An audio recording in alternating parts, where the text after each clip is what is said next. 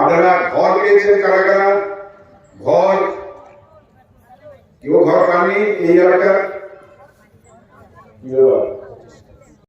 এটা ভাবেন কখনো পৃথিবীর মধ্যে নরেন্দ্র মোদী 130 কোটি মানুষের নেতা, তার কাছে চ্যালেঞ্জ ছিল যে মানুষ হয় না খেয়ে মরবে আর না হলে রোগে কোভিডে মারা যাবে, কাউকে মরতে দেবে।